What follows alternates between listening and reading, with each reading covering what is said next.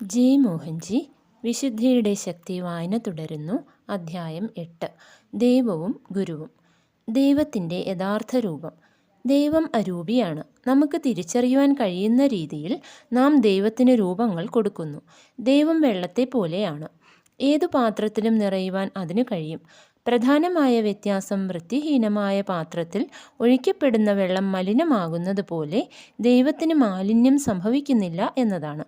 ഉൾക്കൊള്ളുന്ന പാത്രം എങ്ങനെയുള്ളതായാലും ദൈവതത്വം നിർമ്മലമായി നിലകൊള്ളുന്നു. മനുഷ്യൻ്റെ കർമ്മം എങ്ങനെയുള്ളതായാലും ആത്മാവ് കളങ്കപ്പെടാതെ നിൽക്കുന്നത് പോലെ. താൻ ഭൂമിയിൽ ജനിച്ചതു മുതൽ, മറ്റൊരു തരത്തിൽ പറഞ്ഞാൽ മനുഷ്യവർഗം ഉണ്ടായതു മുതൽ, ആ പരമമായ ശക്തിയെ മനസ്സിലാക്കുവാൻ മനുഷ്യൻ ശ്രമിച്ചുകൊണ്ടിരിക്കുകയാണ്. ദൈവം അനുഗ്രഹത്തേക്കാൾ അധികം വിനാശത്തെ ഉണ്ടാക്കുന്നതായി അയാൾ കണ്ടു. പിന്നീട് കാലക്രമേണ അയാളുടെ ശ്രദ്ധ പുറമേ ഉള്ളതിൽ നിന്ന് ഉള്ളിലേക്ക് മാറി. അങ്ങനെ വേദോപനിഷത്തുകൾ ഉണ്ടായി. അവ മനുഷ്യൻ്റെ ആന്തരിക യാത്രയെയും പരമോന്നതമായതുമായി താദാത്മ്യം പ്രാപിക്കുന്നതിനെയും അടിസ്ഥാനമാക്കിയുള്ള പ്രബന്ധങ്ങളാണ്. ഇത് മനുഷ്യനെ സ്വയം അനന്തമായിക്കൊണ്ട് അനന്തതയെ അനുഭവിക്കുന്നതിലേക്ക് നയിച്ചു. അനന്തതയെ മനസ്സിലാക്കുവാൻ ബുദ്ധിശക്തി മാത്രം പോരാ. ബുദ്ധി ഉപയോഗിച്ച് അനന്തതയെ മനസ്സിലാക്കുന്നത് ഉണർന്നെഴുന്നേറ്റതിനു ശേഷം നിങ്ങൾ ഉറങ്ങിയെന്നോ സ്വപ്നം കണ്ടെന്നോ മനസ്സിലാക്കുന്നത് പോലെയാണ്. ആ അറിവ് ഒരിക്കലും പൂർണ്ണമല്ല. ബുദ്ധിക്ക് അനന്തത ഒരു സിദ്ധാന്തം മാത്രമാണ്. മനുഷ്യന് അസ്തിത്വ തലത്തിലേക്ക് പോകേണ്ടതുണ്ട്.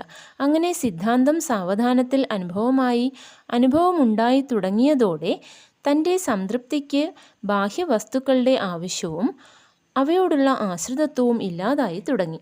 ഉള്ളിൽ പൂർണ്ണത ഉണ്ടാകുവാൻ തുടങ്ങി. സ്വയം പര്യാപ്തത കൂടുന്നതിന് അനുസൃതമായി സ്വാർത്ഥരാഹിത്യവും കൂടി. അയാൾ കൂടുതൽ വിശ്വജനീനനായി. അയാളുടെ ഒരേയൊരു പ്രകാശനം നിരുപാധികമായ സ്നേഹമായി തീർന്നു. ഒരു പ്രതീക്ഷയും പുലർത്താത്ത സ്നേഹം. അങ്ങനെ പഞ്ചഭൂതങ്ങളിൽ നിന്നുണ്ടായ അടിസ്ഥാന മനുഷ്യൻ ഒരു ഗുരുവായി തീർന്നു. ഒരു ദിവ്യമാനുഷ്യൻ. മനുഷ്യൻ ഗുരു ആയതോടെ അയാൾക്ക് തൻ്റെ അകത്തും പുറത്തുമുള്ള എല്ലാ വസ്തുക്കളെയും അനായാസം നിയന്ത്രിക്കുവാൻ കഴിഞ്ഞു. പിന്നീട് ഒന്നും അയാളെ ബാധിക്കാതായി. പരിമിതി അപരിമിതിയായി. അയാൾ പരമാത്മാവിൻ്റെ സ്വഭാവം പ്രകടിപ്പിക്കുവാൻ തുടങ്ങി. ദൈവം രൂപമില്ലാത്തവനാണ്. നാം ഏതു രൂപം സങ്കല്പിക്കുന്നുവോ ദൈവം ആ രൂപം കൈക്കൊള്ളുന്നു. അദ്ദേഹം ഒരു രൂപവും അല്ലെന്ന് അറിയുക.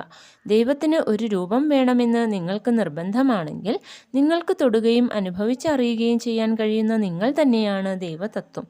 നിങ്ങളുടെ ഉള്ളിലുള്ള ദൈവതത്വത്തെ മനസ്സിലാക്കുവാൻ നിങ്ങൾക്ക് ഉള്ളിലേക്ക് പോകേണ്ടതുണ്ട്. മനസ്സാണ് അതിനുള്ള വാഹനം. യഥാക്രമം മനനവും ധ്യാനവുമാണ് മാർഗങ്ങൾ. ഒന്നാമത്തെ ലക്ഷ്യസ്ഥാനം ആത്മാവാണ്. ആത്മാവ് നിങ്ങളെ മനുഷ്യൻ്റെ അന്തിമ ലക്ഷ്യമായ ദൈവത്തിലേക്ക് കൊണ്ടുപോകുന്നു. ചോദ്യം: എങ്ങനെയാണ് നമുക്ക് ദൈവത്തെ അനുഭവിച്ചറിയുവാൻ കഴിയുക? ഉത്തരം: നമ്മിൽ സൂക്ഷ്മത വികസിക്കുമ്പോൾ നമുക്ക് ദൈവത്തെ അനുഭവിച്ചറിയുവാൻ കഴിയും. ഇതിന് പല ജന്മങ്ങൾ വേണ്ടി വന്നേക്കാം. നമ്മുടെ നിലനിൽപ്പിൻ്റെ ഉത്ഭവസ്ഥാനമായ ആത്മാവുമായി ഒന്നായി ചേരുന്നതിന് നമുക്ക് നമ്മിലുള്ള കോശങ്ങളെ ഒന്നൊന്നായി കടന്നു പോകേണ്ടതുണ്ട്. ഈ പ്രക്രിയയെ ആത്മജ്ഞാനം എന്ന് പറയാം. ആത്മജ്ഞാനവും ദൈവാനുഭവത്തിൻ്റെ വളരെ സൂക്ഷ്മമായ ഒരു ക്ഷണദർശനം മാത്രമേ തരുന്നുള്ളൂ. നമുക്ക് ശരീരതലത്തിൽ പ്രവർത്തനം തുടരേണ്ടതുള്ളപ്പോൾ നാം അത്യന്ത സൂക്ഷ്മത്തിലേക്കും സ്ഥൂലത്തിലേക്കും മാറി മാറി പോയിക്കൊണ്ടിരിക്കുന്നു. ഓരോ തിരിവിലും മായ പതിയിരിക്കുന്നു. അത് എപ്പോഴും ആക്രമിക്കുന്നു. മിഥ്യാഭ്രമം ഉണ്ടാകുവാൻ എളുപ്പമാണ്. അങ്ങേയറ്റം ജാഗ്രത ഉണ്ടെങ്കിൽ മാത്രമേ ആത്മാവുമായുള്ള ബന്ധം അഭംഗുരം നിലനിർത്തുവാൻ കഴിയുകയുള്ളൂ. ആത്മാവിൽ നിന്ന് അതീവ ഭക്തിയിൽ കൂടി എല്ലാ പ്രവർത്തനങ്ങളെയും ധർമ്മത്തിൻ്റെ സമ്പ്രദായത്തിലേക്ക് മാറ്റിക്കൊണ്ട് നമുക്ക് ദൈവത്തെ അനുഭവിച്ചു തുടങ്ങുവാൻ കഴിയും. ഇത് പ്രാവർത്തികമാക്കുവാൻ ഒട്ടും എളുപ്പമല്ല. ബോധത്തിൻ്റെ കാര്യത്തിൽ നാം വളരെ താഴേക്ക് വീണിട്ടുണ്ട്. ഭാഗ്യവശാൽ എത്രമാത്രം അധപ്പതിച്ചിട്ടുണ്ടെന്ന് നമുക്കറിയുകയില്ല. ഒരു തരത്തിൽ അറിവില്ലായ്മ ഒരു അനുഗ്രഹമാണ്. നമ്മുടെ പതനത്തിൻ്റെ ആഴം അറിയാത്തതുകൊണ്ട് നമുക്ക് പ്രതീക്ഷ നിലനിർത്തിക്കൊണ്ട് മുകളിലേക്ക് കയറിക്കൊണ്ടിരിക്കാം. എന്തായാലും ഇത് അഗാധമായ ഒരു വിഷയമാണ്. ഇതിനെക്കുറിച്ച് എത്ര വേണമെങ്കിലും എഴുതാൻ കഴിയും. ചോദ്യം: ഞാൻ എന്നും ദൈവഭയമുള്ള ഒരു സ്ത്രീയായിരുന്നു. കുറച്ചു കാലമായി എനിക്ക് മോഹഭംഗം തോന്നിത്തുടങ്ങിയിട്ടുണ്ട്. എന്നെ സഹായിക്കാമോ? ഉത്തരം: എന്തിനാണ് ദൈവത്തെ ഭയപ്പെടുന്നത്? ദൈവം ഒരു രാക്ഷസനെ പോലെയാണെന്ന് തോന്നുന്നുണ്ടോ? എൻ്റെ സുഹൃത്തെ, ദൈവം കാരുണ്യമാണ്, ദൈവം സ്നേഹമാണ്. ഈ ലോകത്തിലെ ഏത് മതത്തെയും എടുത്തു നോക്കിക്കൊള്ളൂ. ദൈവം ഒരു ഭയങ്കരനല്ല. ദൈവത്തെ മനസ്സിലാക്കുവാൻ കഴിയാത്തവർ ഉണ്ടെന്ന് അറിയുക. അത് നിങ്ങളുടെ ആത്മാംശമാണ്. നിങ്ങൾക്ക് ആത്മാവിനെ ഭയമാണോ? നിങ്ങളുടെ ശരീരത്തിനോടും മനസ്സിനോടും ബുദ്ധിയോടും മറ്റു കെട്ടുപാടുകളോടുമുള്ള താതാത്മ്യം കൊണ്ട് നിങ്ങൾക്ക് മരണത്തെ ഭയമാണെന്ന് എനിക്കറിയാം. ആത്മാവ് മൗനിയും വിശ്വസ്തനുമാണ്. നമ്മിൽ ഒരാത്മാവ് നിലനിൽക്കുന്ന കാര്യം പോലും മരണസമയം വരെ നാം അറിയുന്നില്ല. ഇത് അത്ഭുതകരമല്ലേ? നമ്മുടെ ശരിയായ പ്രകൃതിയെ അറിയാതെയും ഇച്ഛാഭംഗങ്ങളോട് പൊരുതിക്കൊണ്ടും മുഴുവൻ ജീവിതവും ചെലവഴിക്കപ്പെടുന്നു. ആത്മാവ് നിശബ്ദമായി നാടകം കണ്ടുകൊണ്ടിരിക്കുന്നു. നാം തിരിച്ചറിയുന്നതിൽ പരാജയപ്പെടുന്നു. നമുക്ക് മനസ്സിലാകാത്തതിനെ ഭയപ്പെടുകയും ചെയ്യുന്നു. അടിസ്ഥാനപരമായ മാറ്റം ദൈവത്തെ ഭയക്കുന്നതിൽ നിന്ന് ദൈവത്തെ സ്നേഹിക്കുന്നതിലേക്ക് ആകണം. അപ്പോൾ പകുതി വഴി പിന്നിട്ട് കഴിഞ്ഞു. നിങ്ങളെ മോക്ഷത്തിലേക്ക് നയിക്കുവാൻ പണം ആവശ്യപ്പെടുന്ന അത്യാഗ്രഹിയായ ഒരു പുരോഹിതൻ എന്ന പോലെ ദൈവത്തെ കാണരുത്. പുരോഹിതൻ പണം ആഗ്രഹിക്കുന്ന ഒരു മനുഷ്യനാണ്. ദൈവത്തിന് നിങ്ങളിൽ നിന്ന് ഒന്നും ആവശ്യമില്ല. വാസ്തവത്തിൽ ദൈവത്തിന് സമർപ്പിക്കത്തക്കതായി എന്താണ് നിങ്ങളുടെ കൈവശമുള്ളത്? നിങ്ങൾ ഉൾപ്പെടെ ദൈവത്തിൻ്റേതല്ലാത്ത എന്തെങ്കിലും എനിക്ക് കാണിച്ചു തരാമോ? മോഹഭംഗം തെറ്റായ പാത തിരഞ്ഞെടുക്കുന്നത് കൊണ്ട് ഉണ്ടാകുന്നതാണ്. നിങ്ങളുടെ പാത ശരിയാക്കുന്നതോടെ ചിന്താക്കുഴപ്പം തീരും. നിങ്ങൾ ദൈവമാണ്. നിങ്ങൾ സ്വയം പര്യാപ്തയാണ്. നിങ്ങൾക്ക് പൂജിക്കുവാൻ ആത്മാവ് മാത്രം മതി. ഏത് യാത്രയും തുടങ്ങുന്നതിന് മുമ്പ് ലക്ഷ്യസ്ഥാനം വ്യക്തമായിരിക്കണം. പൂജകളിലൂടെയും ആചരണങ്ങളിലൂടെയും അർപ്പണങ്ങളിലൂടെയും മറ്റും നേടുന്ന ഇന്ദ്രിയാനുഭൂതിയാണ് ലക്ഷ്യമെങ്കിൽ അത് ചെയ്തുകൊള്ളൂ. എന്നാൽ പിന്നെയും നിങ്ങൾക്ക് മോഹഭംഗം ഉണ്ടാകാം.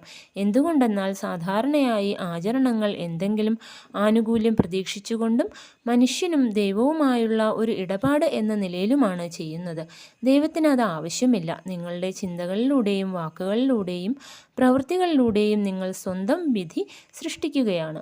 നിങ്ങളുടെ പാത ദൈവസാക്ഷാത്കരണത്തിലേക്ക് ഉള്ളതാണെങ്കിൽ അഹംബോധമാണ് ഏറ്റവും വലിയ തടസ്സം. കർത്തൃത്വം വർത്തിത്വമായി ചുരുക്കണം. പല സാധനകളെയും അനുഷ്ഠിച്ചതിനു ശേഷവും ഒരു പുരോഗതിയും നേടാത്ത പലരെയും എനിക്കറിയാം. നിങ്ങൾ സർവശക്തനെ മനനം ചെയ്യുക എന്നത് ആവശ്യമാണ്. അത് സർവശക്തനെ ധ്യാനിക്കുന്നതിലേക്ക് എത്തണം. സർവശക്തനെ പിതാവ്, യേശു, അള്ളാ അല്ലെങ്കിൽ പരബ്രഹ്മം എന്ന് വിളിക്കാം. പേര് പ്രധാനമല്ല. ദൈവം അരൂപിയും പേരുകൾക്ക് അതീതനുമാണ്. രൂപം രൂപരാഹിത്യത്തിലേക്ക് നയിക്കുന്നു. ഏത് രൂപം വേണമെങ്കിലും ഉപയോഗിച്ചുകൊള്ളൂ. ഒടുവിൽ രൂപത്തിന് അതീതമായി പോകൂ. വേണ്ടത്ര സമയം എടുത്തുകൊള്ളൂ. ധൃതി കൂട്ടണ്ട. നിങ്ങളുടെ വഴിപാടുകൾ ദൈവത്തിന് ആവശ്യമില്ലെന്ന് വ്യക്തമായി മനസ്സിലാക്കുക. ദൈവത്തിനുള്ള നിങ്ങളുടെ വഴിപാടായി കാരുണ്യവും സ്നേഹവും ലോകത്തിന് സമർപ്പിക്കുക. അപ്പോൾ നിങ്ങൾ പ്രകാശിക്കുന്നതായും തിളങ്ങുന്നതായും ദൈവമാകുന്നതായും നിങ്ങൾക്ക് കാണാം. അതുകൊണ്ട് ദൈവത്തെ ഭയപ്പെടേണ്ട. അകത്തുള്ള ദൈവവുമായി കൂടുതൽ ആശയവിനിമയം നടത്തുവാൻ തുടങ്ങുക. സമൂഹത്തിൽ നിന്നുണ്ടാകുന്ന പ്രതികരണങ്ങൾ എന്താണെന്ന് നോക്കാതെ നിരുപാധികമായി സ്നേഹം പ്രകടിപ്പിക്കുവാൻ തുടങ്ങുക. മറ്റുള്ളവരുടെ പെരുമാറ്റത്തെ കാര്യമായി എടുക്കണ്ട. ജനങ്ങൾ പല തരക്കാരാണ്. അവരുടെ പെരുമാറ്റവും അങ്ങനെയാണ്. മറ്റുള്ളവരുടെ പ്രവൃത്തികളെയോ വാക്കുകളെയോ ആശ്രയിച്ചാണ് നിങ്ങൾ ജീവിക്കുന്നതെങ്കിൽ നിങ്ങൾക്ക് എന്നും ക്ലേശിക്കേണ്ടതായി വരും. നിങ്ങൾ പ്രതീക്ഷകൾ കൂടാതെ സ്നേഹം പ്രകടിപ്പിച്ചു തുടങ്ങുകയും നിങ്ങളിൽ തന്നെ ഉറച്ചു നിൽക്കുകയും ചെയ്യുകയാണെങ്കിൽ നിങ്ങളുടെ ബാഹ്യമായ പ്രശ്നങ്ങളെല്ലാം പരിഹരിക്കപ്പെടും. എപ്പോഴും ഒടുവിൽ സ്നേഹം ജയിക്കുന്നു. ജയ് മോഹൻജി.